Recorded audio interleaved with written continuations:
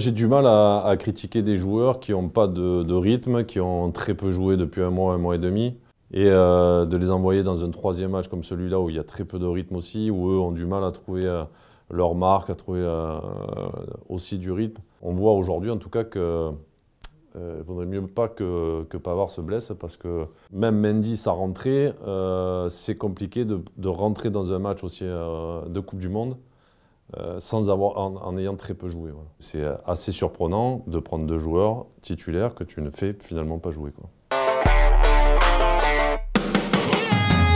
4-2-3-1, 4-4-2, quoi. Moi, je pense qu'on peut l'appeler comme ça. Moi, je pense que c'est le meilleur système parce qu'on a Mbappé qui, quoi qu'on puisse en dire, joue à sa place, ce qu'il a joué à Paris à droite.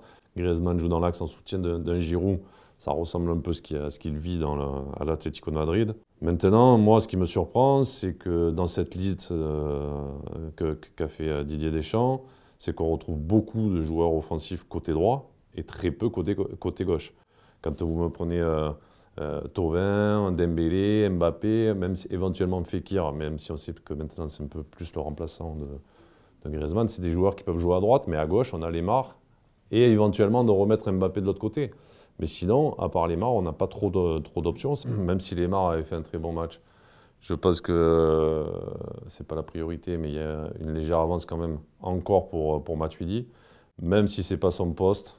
Je pense qu'avec le vécu qu'il a avec l'équipe de France, avec l'expérience qu'il peut amener à cette équipe et l'état d'esprit qu'il amène quand même dans cette équipe, je pense que ça sera lui qui partira, même si moi je pense que c'est pas son poste, que c'est pas un apport offensif suffisant pour cette équipe.